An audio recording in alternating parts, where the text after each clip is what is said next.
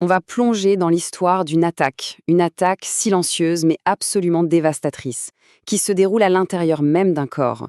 C'est une sorte de guerre civile où le système qui est censé protéger, le système immunitaire, se retourne et devient l'agresseur. Aujourd'hui, on explore ensemble le très mystérieux syndrome d'Evans chez le chien. Et voici la protagoniste de notre histoire, une magnifique cocker spaniel américain de 5 ans. À première vue, comme ça, elle a l'air en parfaite santé, pleine de vie, mais les apparences sont parfois bien trompeuses. Le tout premier signal d'alarme est assez subtil, il faut un œil averti pour le voir. Ces muqueuses, qui devraient être bien roses, sont devenues toutes pâles, presque jaunes. C'est ce qu'on appelle un ictère, et ça, c'est un signe que quelque chose de vraiment grave est en train de se passer à l'intérieur. Et puis, un deuxième indice apparaît, encore plus inquiétant. De toutes petites taches rouges, des pétéchis, qui commencent à parsemer sa peau. En fait, ce sont de minuscules hémorragies spontanées. Là, le mystère s'épaissit et on sent bien que l'urgence est là. Donc, l'enquête médicale démarre officiellement chez le vétérinaire. On a d'un côté une léthargie très marquée et de l'autre ces fameuses taches rouges. Toutes les pièces du puzzle sont sur la table. Le défi, maintenant, c'est de les assembler le plus vite possible.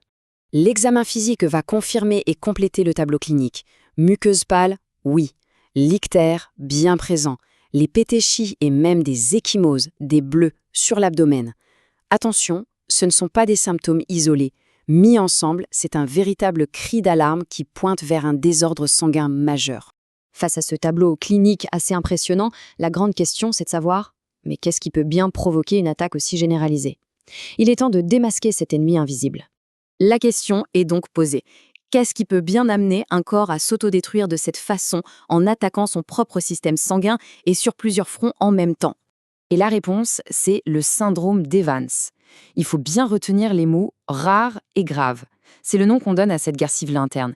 C'est une maladie où le système immunitaire commet une erreur terrible. Il identifie ses propres cellules sanguines comme des ennemis à détruire. En fait, le corps mène une guerre sur deux fronts. D'un côté, il y a ce qu'on appelle l'anémie hémolytique à médiation immune, l'AHMI. En gros, les anticorps s'en prennent aux globules rouges et les détruisent, ce qui prive le corps d'oxygène. De l'autre côté, on a la thrombopénie à médiation immune, la TPI. Là, ce sont les plaquettes qui sont anéanties, laissant le corps sans aucune défense contre les hémorragies. Pour être sûr du diagnostic, il faut aller chercher les preuves directement sur la scène du crime, le sang lui-même. C'est le moment de regarder les indices au microscope.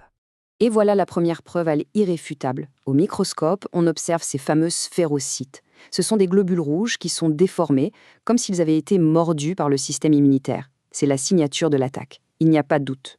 La deuxième preuve, elle, est tout aussi flagrante, mais c'est par l'absence. Sur ce frottis sanguin, on devrait normalement voir plein de petites plaquettes.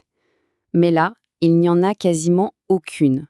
Ce vide confirme la deuxième attaque, la TPI, et ça explique parfaitement les pétéchis et les bleus qu'on a vus au début. Bon, le diagnostic est posé, l'ennemi identifié.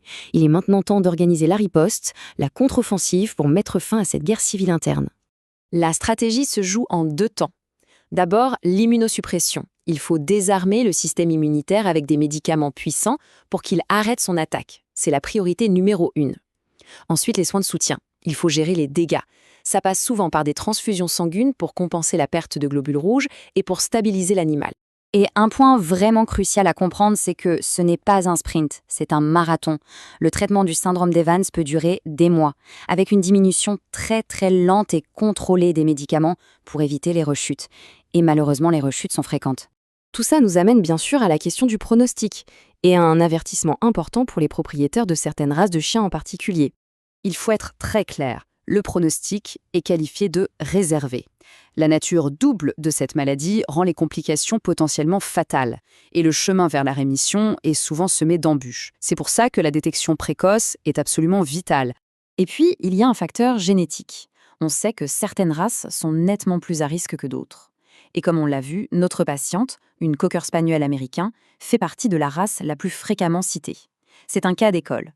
Les caniches, les bobtails ou encore les setters irlandais sont aussi sur cette liste de surveillance. On va terminer avec cette phrase qui, je trouve, résume parfaitement l'enjeu. Précision clinique, survie du patient. Face à une maladie aussi complexe et agressive que le syndrome d'Evans, la rapidité et l'exactitude du diagnostic ne sont pas de simples objectifs médicaux, elles sont littéralement la clé de la survie.